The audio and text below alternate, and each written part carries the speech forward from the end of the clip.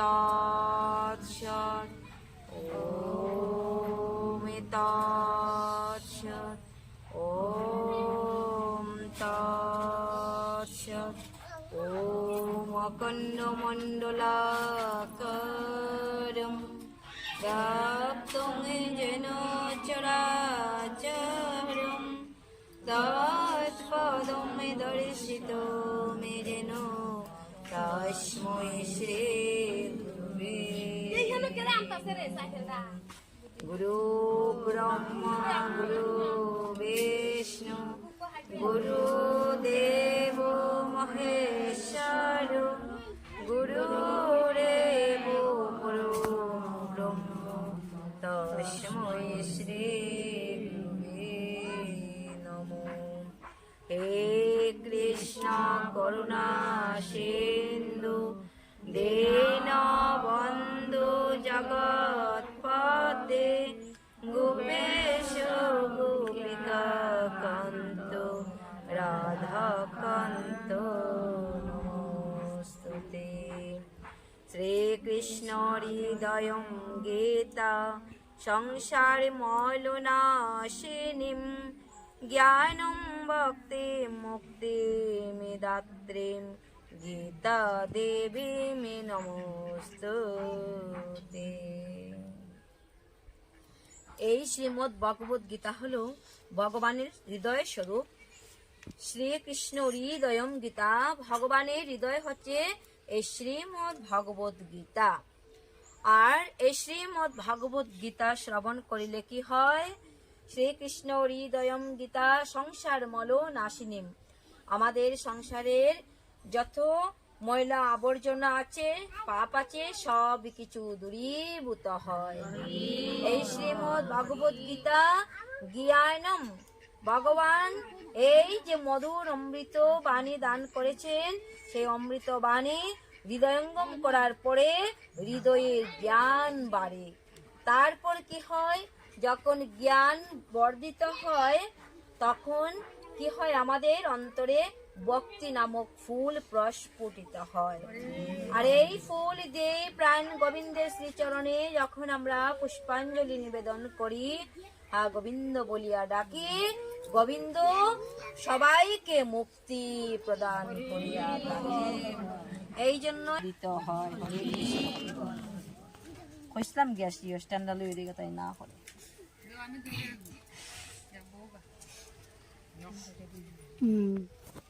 যাত্রা কমে গেল রোদ লাগে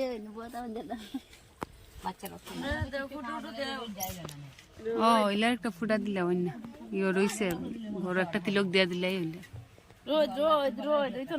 জয় শ্রীকৃষ্ণ চৈতন্য প্রভুর এই লীলা শ্রবণ করলে, আলোচনা করলে বিজ্ঞান কখনো কমে না, ধীরে ধীরে বর্ধিত হয় আর এই দিব্য জ্ঞানের উপলব্ধি হয়। হরিবল। শ্রীমদ্ ভগবদ গীতার এই শ্রীমদ্ ভগবদ গীতার কথা যে ভক্তরা এই দামোদর মাসে শ্রবণ করে, তারাও অনায়াসে কি হয়? ভবসাগর অতি তরিতে পাড়ি দিতে পারে, আর পাড়ি দিয়ে ভগবানের নিত্যধামে যাইতে পারে। ভগবত ভক্তেরা সর্বদাই ভগবানের সেবায় নিয়োজিত থাকেন। ভগবান কৃষ্ণ ভাবনাময় প্রতিটি জীবের মনোভাব, আন্তরিকতা সম্বন্ধে জানেন। ভগবান আমাদিগকে সবাইকে অন্তরের কথা জানতে পেরে সবার প্রতি আশীর্বাদ বর্ষিত করছে, একদম বৃষ্টির মতো, যাতে সবার মঙ্গল হয়। ভক্ত সঙ্গে কৃষ্ণ বিষয়ক তত্ত্ব বিজ্ঞান হৃদয়ঙ্গম করার জন্য বুদ্ধিমত্তা প্রদান করেন। কৃষ্ণ বিষয়ক আলোচনা দিব্য শক্তি সম্পন্ন। যদি কোনো সৌভাগ্যবান জীব এই ধরনের সৎসঙ্গ লাভ করে জ্ঞান লাভে যত্নশীল হয়, তিনি নিশ্চিতভাবে পারমার্থিক উপলব্ধির পথে উন্নতি সাধন করে। হরিবল। এই কথাটা কি বলেছে? কৃষ্ণ বিষয়ক আলোচনা যদি কেউ করে তাহলে কি হয়? সৎসঙ্গ লাভ হয়। আজকের এই সঙ্গটা কি?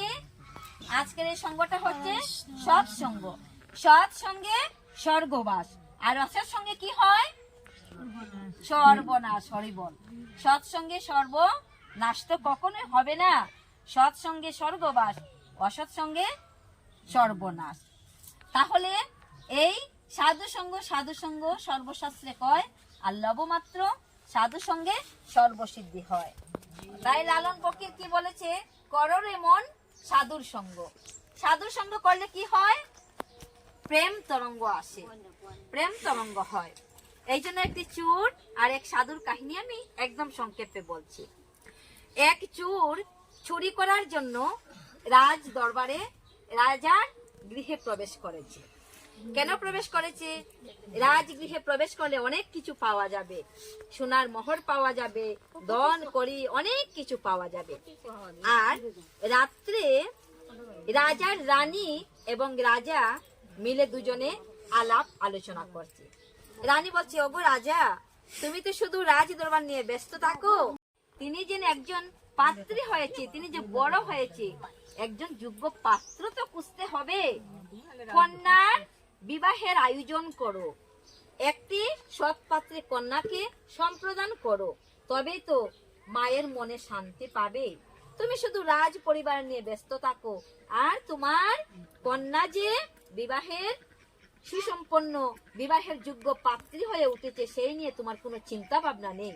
এবার কন্যার বিবাহ নিয়ে চিন্তা ভাবনা করো। রাজা একটু ভেবে চিন্তে বলল, জানো রানী, আমি মনে মনে চিন্তা করছি, আমার একটি মাত্র কন্যা, সেই কন্যাকে যদি একটি সাধুর কাছে সম্প্রদান করিতে পারি, তাহলে আমার এটি মনের বাসনা, আমি তোমাকে বললাম, আমার অন্তরে অনেক শান্তি হবে। কার কাছে সম্প্রদান করার কথা চিন্তা করলেন? রাজা একজন সাধুর কাছে। আর চোর চুরি করতে এসছে, মনে মনে বিচার করছে। রাজা কি বলছে? যে উনার কন্যাকে রাজপুত্রর হাতে সম্প্রদান না করে একটি সাধুর কাছে সম্প্রদান করার কথা চিন্তা করছে। তাহলে আমি যদি চোর না হয়ে সাধু হয়ে যাই, তাহলে তো আরো ভালো, আমি রাজকন্যাকে বিবাহ করতে পারবো। বলছে, জানো রানী, আমি কি চিন্তাধারা করছি, আমার তো বয়স হয়ে আসছে, এই সাধুর কাছে আমার কন্যাকে সম্প্রদান করে আমি তার নামে আমার এই রাজ্যের পুরী আমি লিখে দিয়ে আমি বৃন্দাবনে চলে যাব। চোর মনে মনে বলছে, তাহলে তো আরো ভালো, এবার আমি রাজা হয়ে যাব, রাজগদ্দিতে বসবো, তাহলে আমি আর চুরি করব না। রাজা বৃন্দাবনে চলে যাবে, আর আমি এই রাজ্যের সমস্ত মালিক হয়ে যাব। কত আনন্দ! চোর চুরি না করে চলে গেল। চলে গিয়ে কোথায় চলে গেল? যেখানে সাধু সন্তের মেলা বসে, আমার কন্যাকে দান করলাম। এবার চলে গেলেন সাধু মেলায়। গিয়ে রাজা সবাইকে বললেন, করজোড়ে বললেন, এক একজন করে, একসঙ্গে তো সবাইকে জিজ্ঞাসা করে যাবে না। তো সবাইকে জিজ্ঞাসা করছেন, রাজা এসেছে, সবাই রাজাকে আসন দিল। বলছে, না, আমি আজ আপনাদের সাথে আমি সাধু মেলায় বসবো, আমি রাজগদ্দিতে বসবো না, কারণ আমার একটি মনের কথা আছে, আমি তাই তোমাদেরকে জানাতে এসেছি। কি মনের কথা? যে হে সাধু বাবাগণ, আমার কথাটি আপনারা সবাই করজোড়ে, মানে একদম আমি করজোড়ে বলছি, আপনারা হৃদয়ঙ্গম করবেন। আমার একটি মাত্র কন্যা, আমার সেই কন্যাকে আমি একজন প্রকৃত সাধুর হাতে সমর্পণ করিতে চাই। আর যে সাধু আমার কন্যাকে বিবাহ করবে, আমার রাজ্যের সমস্ত জমি জামা রাজগদ্দি সবকিছু আমি সেই সাধুর জামাতার নামে লিখে দিয়ে আমি বৃন্দাবনে চলে যাব। এই কথা জানালেন। তখন সবাই বললেন যে যাকে বলছে তিনি বলছেন, না, আমি তো বিবাহ করব না। হরি বল। আমি তো সাধু, আমি তোমার কন্যাকে বিবাহ করিতে আমি অসমর্থ। এক একজন সবাই একই রকম উত্তর প্রদান করলো। শেষ পর্যন্ত ওই চোরের কাছে গিয়ে রাজা উপস্থিত হলো। হরি বল। চোরের কাছে গিয়ে উপস্থিত হলো, গিয়ে বলল, সাধু বাবা, তুমি কি পারবে আমার একমাত্র কন্যাকে বিবাহ করিতে? চোর মনে মনে বলল, এক কথায় যদি রাজি হয়ে যায়, তাহলে তো সবাই বলবে আমি লুবি সাধু। হরি বল, আমি লুবি। তাহলে রাজাকে বলল, রাজা ঈশ্বর, আমি বিবাহ করিতে পারি, তবে আমাকে কিছুদিনের জন্য সময় দিতে হবে। আমি একটু ভেবে চিন্তে আমি তোমাকে বলবো আমি তোমার কন্যাকে বিবাহ করিতে পারিব কি না। হরে কৃষ্ণ হরে কৃষ্ণ। সাধুর বাজার তো একটু মনে মনে চিন্তাধারা করলো। এখন এই কয়টা দিন শুধু সাধুর বাজারে আসে চোর, আর চুরি করতে যায় না। আর সাধুর বাজারে আসতে আসতে সাধুদের সংস্পর্শে, সাধুদের পরশে তার চোরের স্বভাব সবই দূরে গেল, আর সাধুর স্বভাব তার হৃদয়ে এসে উপস্থিত হলো। এখন রাজা বলেছিল যে সাধু তাকে সময় নিয়েছে। আবার পুনরায় রাজা সাধুর বাজারে আসলেন, আর সবাই তো বলেছে আমি বিবাহ করব না, কিন্তু একজন বলেছিল কি আমি ভেবে চিন্তে কথা বলবো। সাধুদের সাথে থাকতে থাকতে আর তার মনোবৃত্তি এখন সাধুদের মতো হয়ে গেল। রাজা এসে যখন বলল, সাধু তুমি যে বলেছিলে আমার কন্যাকে সম্প্রদান আমি তোমার কাছে করব, কিন্তু তুমি ভেবে চিন্তে আমাকে কথাটি বলবে, তোমার এবার কি সময় হয়েছে বলার? বলছে হ্যাঁ আমার সময় হয়েছে। রাজা ঈশ্বর আমি তোমার কথা আমি রাখতে ব্যর্থ, আমি পারলাম না, কারণ আমি তোমার কন্যাকে বিবাহ করিতে অসমর্থ। কারণ সাধুর সবাই এসে সাধুর সংস্পর্শে, সাধুর পরশ পেয়ে কি হয়েছে, লোহা ও সোনাতে পরিণত হয়েছে। এই দেখো সাধু কি করে, চোর একজন সাধুতে পরিণত হয়ে গেল। এই জন্যই লালন ফকির বলেছিল যে সাধুর বাজারে কি হয়, সাধুর বাজারে আসলে চোর সাধু হয়ে যায়, সাধুর পরশে কি হয়, প্রেম তরঙ্গ হয়। কররে মন সাধুর সঙ্গ। তারপরে লাইনটা কি, কররে মন সাধুর সঙ্গ কাকে, হ্যাঁ তার জন্য পুষ্পাঞ্জলি প্রদান করে যে ভগবান জাগবে, ভগবান জাগরিত হবে। ভগবান কিরুদ সাগরে সেখানে থাকেন সাহিত্য নিদ্রিত, তো ভগবানকে জাগানোর জন্য দেবতাগণ বাদ্যধ্বনি শঙ্খ ঘন্টা সব কিছু বাজান, যাতে ভগবানের ঘুম ভাঙ্গে। ভগবানের জন্য অপ্সরীগণ নৃত্য করতে থাকে। আর সেখানে লক্ষ্মী কি করিতে থাকে, যে এই যে নাগ ভগবানের মাথার উপর ছায়া দিয়ে থাকে, সেই নাগের নাম কি, সেই নাগের নাম বলো, আমি সব ভুলে গেছি, সেই নাগের নামটা বলো। বাসুকি নাগ। এই তো দেখছো, কারু না কারু ভক্ত সঙ্গে পড়লে কেউ না কেউ মনে আসবেই আসবে। আমার কিন্তু মনে নেই, এই ভক্ত বলে দিয়েছে বাসুকি নাগ। প্রেম সে বলো ভগবান শ্রী কৃষ্ণচন্দ্র কি, বাসুকি নাগ কি। সেই বাসুকি নাগ ভগবানকে ছত্র ধরে রেখেছে, আর শ্রীমতী লক্ষ্মী ঠাকুরানী ভগবানের পদসেবা করছে, আর দেবতাগণ পুষ্প বৃষ্টি করছে, শঙ্খধ্বনি করছে, কাশি ঘন্টা সব কিছু চতুর্দিকে বাজছে ভগবানকে জাগানোর জন্য। আর আজ এই তিথিটাই হলো ভগবানের জাগিবার মুখ্য তিথি বা মুখ্য দিবস। এই তিথিতে ভগবান জাগবেন, আর ভগবান জাগরিত হলেই চতুর্দিকে ভগবানের নিত্য লীলা আরম্ভ হবে। হরে কৃষ্ণ হরে কৃষ্ণ। সকল মঙ্গলময় কাজ আরম্ভ। ভগবান যাচ্ছেন এই কার্তিক মাসে, এই দামোদর মাসে। অনন্য ভক্তি যিনি কৃষ্ণের এই গুহ্যতম, এই রাজবিদ্যা রাজ গুহ্য যুগ যিনি শ্রবণ করিতে পারেন, তিনি অপ্রাকৃত স্তরে উপস্থিত হইতে পারেন।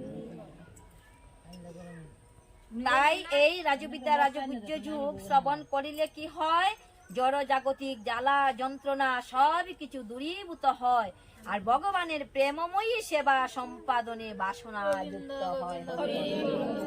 ভগবান হচ্ছে প্রেমময়, তাই প্রেমময়ী সেবা করার জন্য সকলের অন্তরে বাসনা জাগরিত হয়।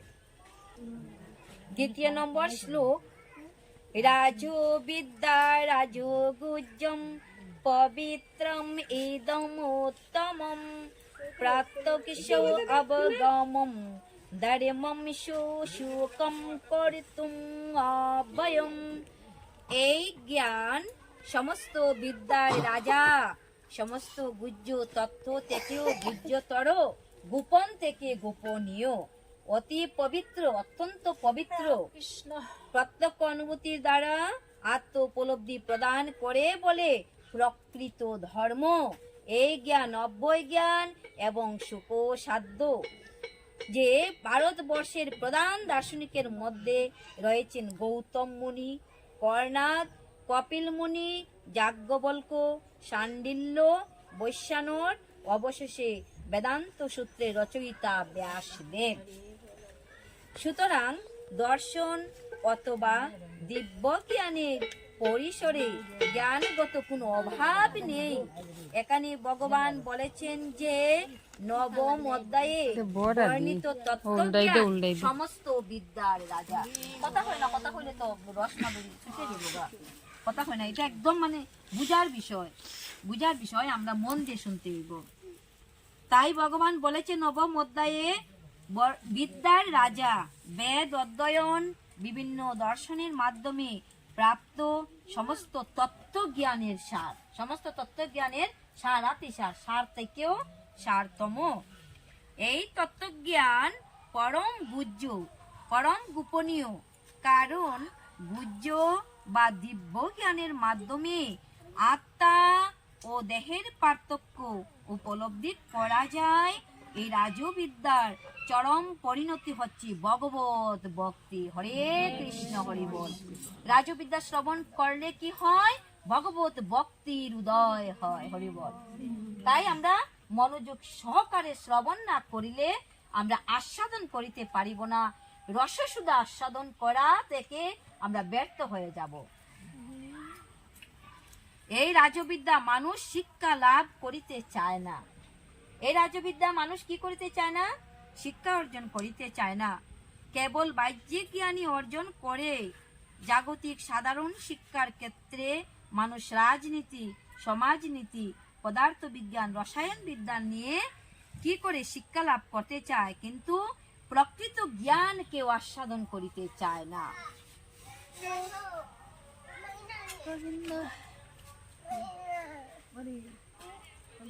ভগবান শ্রীকৃষ্ণ বলেছেন এই জড় দেহটি নশ্বর। আমাদের দেহটি কি? নশ্বর, অর্থাৎ নষ্ট হয়ে যাবে, পঞ্চভূতে লীন হয়ে যাবে। এই দেহটি কি কি দিয়ে তৈরি হয়েছে? পরমপিতা ব্রহ্মা কি কি দিয়ে তৈরি করেছেন?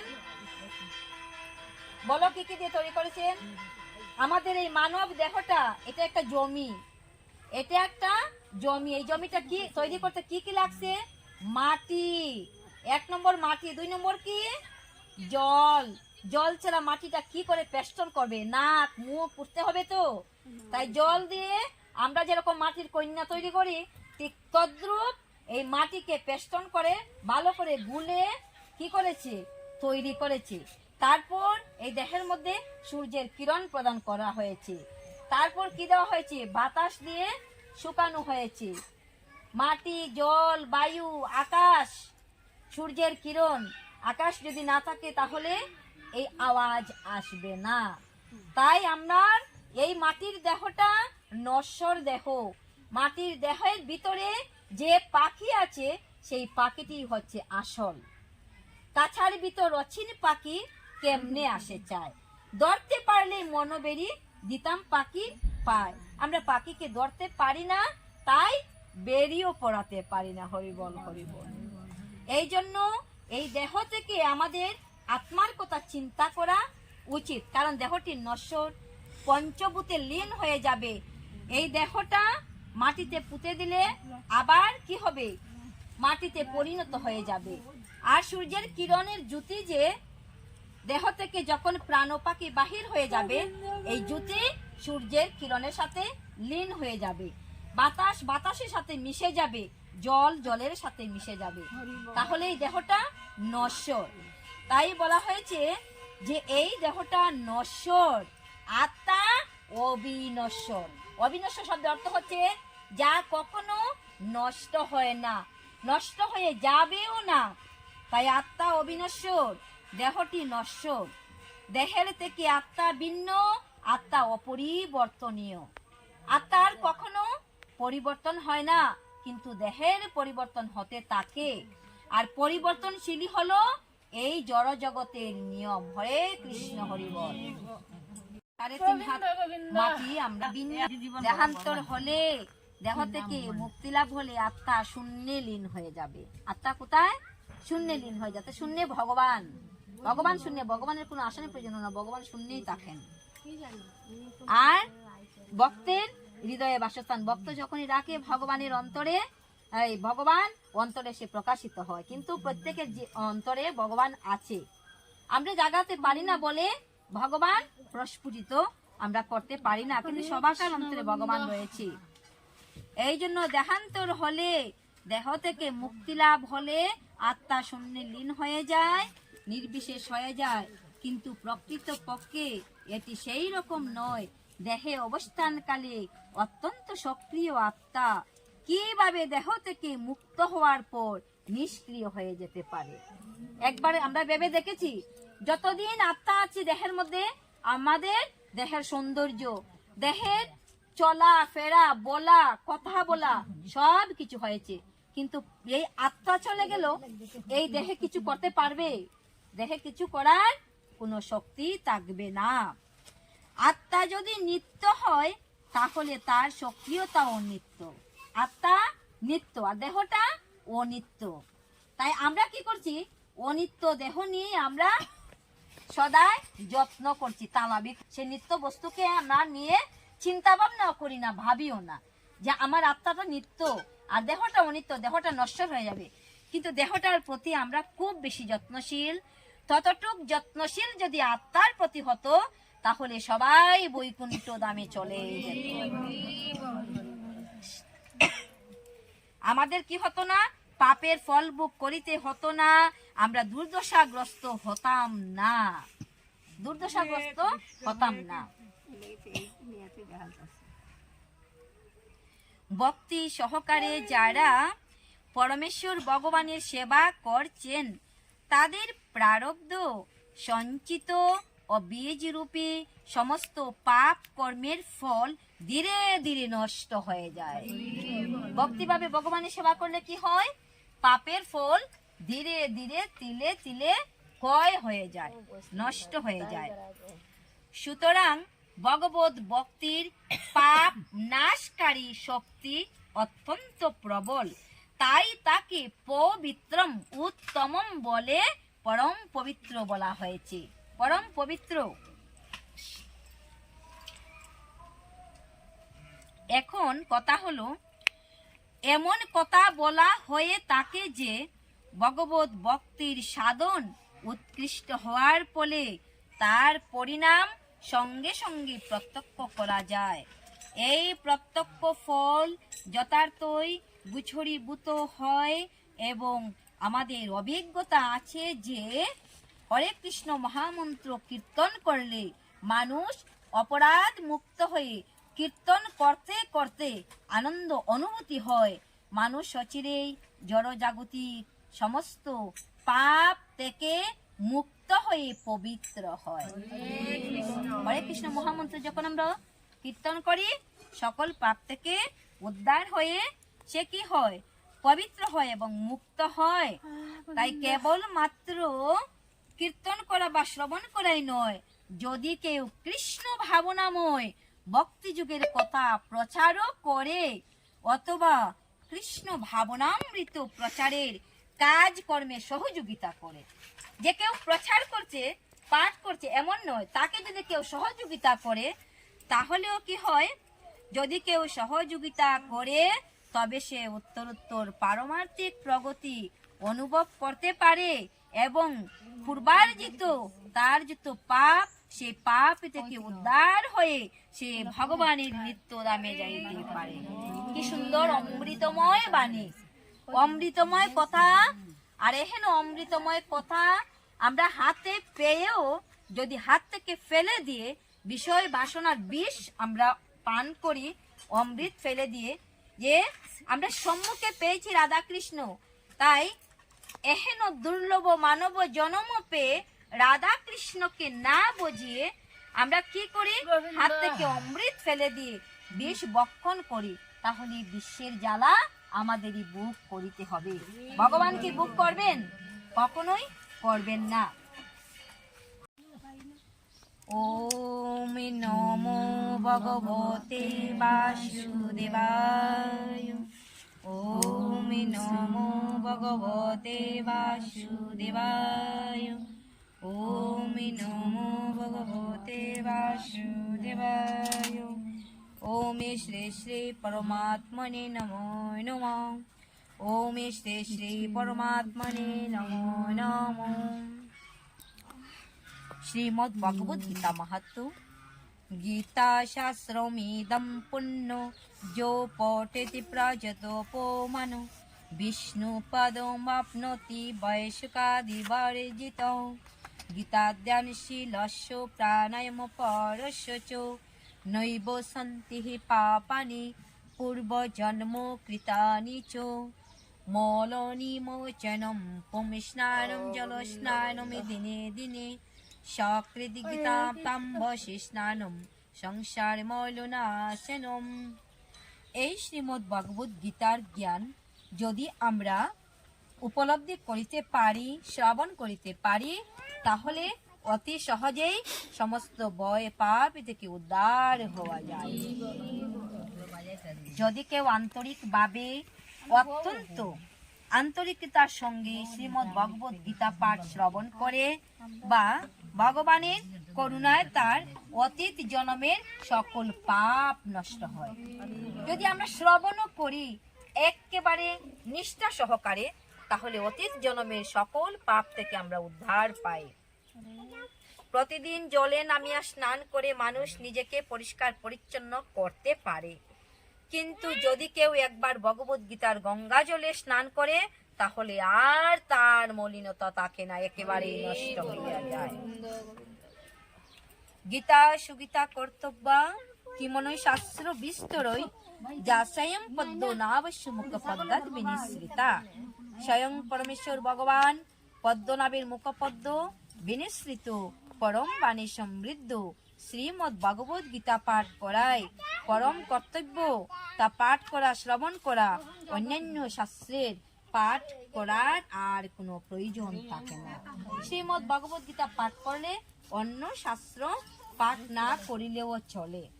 জানার ইচ্ছা থাকলে পাঠ করা যেতে পারে, কিন্তু না করলেও চলে। ভারতমৃত সর্বস্বম বিষ্ণু ভক্তাদ বিনিশ্রিতম গীতা গঙ্গুদা কং পিতা পুনর্জন্ম নবিদ্যতে। গীতার এই শ্রীমদ্ ভগবদ গীতা যদি আমরা পান করিতে পারি তাহলে অনায়াসে মুক্তি আর এই 84তে আসিতে হবে না। গঙ্গা জল পান করলে জীব মুক্তি লাভ করে, আর এই শ্রীমদ্ ভগবদ গীতা হচ্ছে ভগবানের মুখ থেকে জন্ম, গঙ্গা হচ্ছে ভগবানের চরণ কমল থেকে জন্ম। চরণ কমল, কমল শব্দ অর্থ হচ্ছে পদ্ম, ভগবানের চরণগুলিও পদ্মের মতো কোমল। তাই এই দামোদর মাসে যদি আমরা পদ্মফুল ভগবানকে অর্পণ করিতে পারি, পুষ্পাঞ্জলি দিতে পারি, ভগবান অত্যন্ত অত্যন্ত খুশি হয় পদ্মফুল দিতে পারলে। কই পাইবাই পদ্মফুল একদম গতিকে এই মাস তো ভালো, তোমরা খুব ভাগ্যবান ভগবানের দামোদর মাসে। সর্বোপনিষদ গাবো দুগ্ধা গোপাল নন্দন পার্থ বৎস সুদের ভুক্তা দুগ্ধম গীতামৃতং মহতো। সমস্ত উপনিষদের সারাতি সারে শ্রীমদ্ ভগবদ গীতা। যত উপনিষদ আছে, 18 পুরাণ আছে, সকল গ্রন্থের সার হচ্ছে শ্রীমদ্ ভগবদ গীতা। এই গীতা ঠিক একটি গাভীর মতো, আর রাখাল ভগবান কৃষ্ণ বালক সেজে এই গাভী দুহন করে। অর্জুন ঠিক একটি বাছুর, অর্জুন বাছুর হয়ে এই গাভীর দুধ পানায়, আর গোবিন্দ অতি সহজে গাভী দহন করিতে পারে, আর এই দুগ্ধ সকল ভক্তের মাধ্যমে বিতরণ করে। আর এই দুগ্ধ ভক্ত যখনই আস্বাদন করে অনায়াসে মুক্তি সাধন করে। একম শাস্ত্রম দেবকী পুত্র গীতম एको देवो देवकी पुत्र एवो एको मन्त्रस्तस्यो नामानि यानि कर्मापेक्षं तस्य देवस्य सेवा। ভগবান শ্রীকৃষ্ণ দেবকীর পুত্র। এই দেবকীর পুত্র ভগবান বসুদেব পুত্র বাসুদেব। জীব যখন অনন্ত কোটি জন্মের পরে জানিতে পারে এই বাসুদেবী হলো সকল মূল কারণ, তখনই বাসুদেবের চরণ আর কেউ ছাড়িতে চায় না। হে গোবিন্দ, হে দয়াময়, দয়াল হরি, তোমার শ্রী চরণে যেন এই মন, মতি, গতি, রতি সবই কিছু হয়। হরে কৃষ্ণ, হরি বল। আর ভগবান শ্রীকৃষ্ণের নামই হলো দিব্য মন্ত্র। এই নামের উপরে এই জগতে আর কোনো মন্ত্রই হতে পারে না। তাই এই নাম হলো মন্ত্র, আর এই নাম হলো জীবের একমাত্র ধর্ম, জীবের কর্তব্য কর্ম এই নাম নেওয়া। হাতে করো কাম, মুখে বলো হরি, অনায়াসে হয়ে যাবে ভবসিন্ধু পারি। এই ভবসিন্ধু পাড়ি দিতে আর কোনো কিছু লাগবে না। ভগবান এই পারের করি, নামের করি যদি দিতে পারি, তাহলে তিনি অনায়াসে ভবসাগর পার করবেন।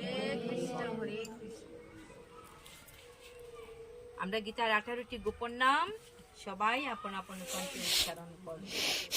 গঙ্গা, গীতা, সাবিত্রী, সীতা, সত্তা, পতিব্রতা, ব্রহ্মাবলী, ব্রহ্মবিদ্যা, ত্রিসন্ধ্যা, মুক্তি গেহিনী, অর্ধমাত্রা, চিদানন্দা, ভবগ্নি, ভ্রান্তি নাশিনী, বেদত্রয়ী, পরানন্দা, তত্ত্বার্থ জ্ঞানময়ী। হরে কৃষ্ণ, হরে কৃষ্ণ, কৃষ্ণ কৃষ্ণ হরে হরে, হরে রাম, হরে রাম, রাম রাম হরে হরে, হরে কৃষ্ণ, হরে কৃষ্ণ, কৃষ্ণ কৃষ্ণ হরে হরে, হরে রাম, হরে রাম, রাম রাম হরে হরে, হরে কৃষ্ণ, হরে কৃষ্ণ, কৃষ্ণ কৃষ্ণ হরে হরে, হরে রাম, হরে রাম, রাম রাম হরে হরে। ওম শান্তি, ওম শান্তি, ওম শান্তি, শান্তি শান্তি।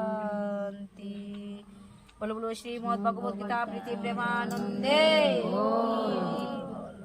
प्रेम से की আজকের উত্তান একাদশী তিথি কি প্রেম সে ভালো অনন্ত কোটি ভগবান কি ভক্ত বৎসল শ্রী ভগবান কৃষ্ণ কি বসুদেব পুত্র বাসুদেব কি শ্রী শ্রী বৃন্দাবন বিহারী লাল কি শ্রীমতী রাধা রানী কি গৌর ভক্ত মন্ডলী কি দামোদর মাস কি আজকের আনন্দ কি বলো নিতাই গৌর সীতানাথ প্রীতি প্রেমানন্দে।